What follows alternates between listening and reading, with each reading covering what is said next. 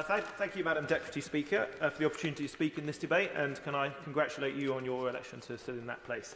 Can I also congratulate the Secretary of State for Transport and her colleagues for their appointments, and I wish them all the best. I want to, first of all, commit to the House that I will not be making any laboured or tedious comments about curly British rail sandwiches. First of all, I really welcome the fact that the new government is giving legislative time to transport at this early stage, given it's a vital policy area that is often neglected, and perhaps some would even consider it a Cinderella topic for this House. This is a positive contrast with the previous Conservative government, which presided over industrial relations chaos, utterly incomprehensible contract extensions for failing train operators such as Avanti West Coast, who many members have been plagued by, and Cross Country, and lack of any meaningful fares or industry reform. As I am one of the few members of this House who has arrived here following a career on the railway, and I'd like to pay tribute to the previous Speaker, the new member for Smethwick, and commend him on his excellent speech praising the diversity of his seat, and I've had the privilege of visiting Soho Train Maintenance Depot in my previous career on the railways working in the West Midlands. I'd like to give some insights from my professional experience working for both state-owned Network Rail and private sector train operating companies. And I think it is important for everybody in this debate to remember that nearly all of the infrastructure and operation of a third of all daily train services is already publicly owned. Madam Deputy Speaker, the previous Labour government rightly took action following the safety and financial failures of private sector Railtrack in creating Network Rail in 2002, which was quickly able to tackle safety and performance issues. However, my experience of 2 stints at work at Network Rail for a total of 10 years is that as a very large publicly owned organisation, at times silo working and bureaucracy can be barriers to achieving results.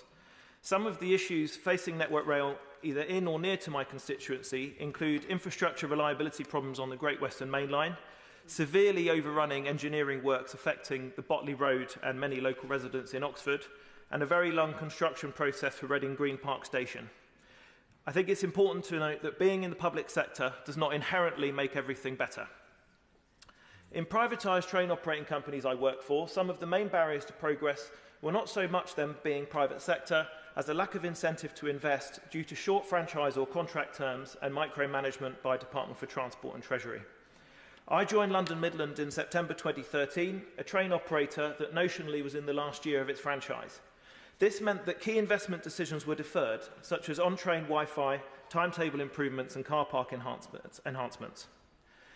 It felt as if I was caught in a Star Trek-style temporal paradox, since when I left London Midland in May 2017, it was still in the last year of its franchise, such was the state of lack of decisions having been made about the franchising process.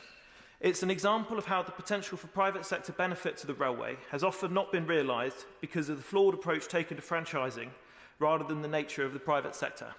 There are examples of positive private sector contributions, perhaps the most significant of which is the benefit of Chiltern Railway's 20-year franchise, which saw investment in new stations at Warwick Parkway and the evergreen upgrade of the Chiltern Main Line, both of which delivered very significant passenger benefits and were genuinely heavily funded by the private sector. Had we had more long-term franchises like that, then perhaps things would be very different today.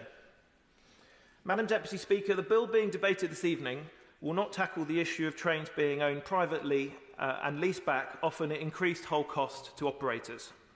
The current leasing arrangements can also create perverse incentives on rolling stock retention as a result of cliff edges imposed by lease durations and renewal dates.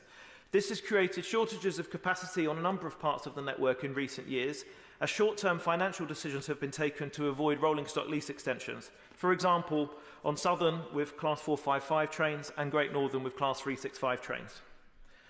Government plans to leave freight and open access operators in private hands perhaps indicate inconsistency in any view that the private sector cannot deliver good services. Most seriously, the state versus private sector debate does nothing to tackle the lack of clear vision for what government wants the railway to achieve or deliver. As other speakers have said, fares continue to be complicated and often expensive. There is a lack of integrated timetables within the railway and with other transport modes, and the role of the Office and Rail and Road regulator needs examination. I'm therefore very pleased that the new government has further plans which will hopefully address these areas, and I implore them to move beyond the public versus private debate and focus on what current and prospective rail users need. Doing so will be crucial to achieving a real focus on customer service, which is needed to grow patronage and achieve modal shift, and so the railway can thrive as part of a wider sustainable and efficient transport system. Thank you.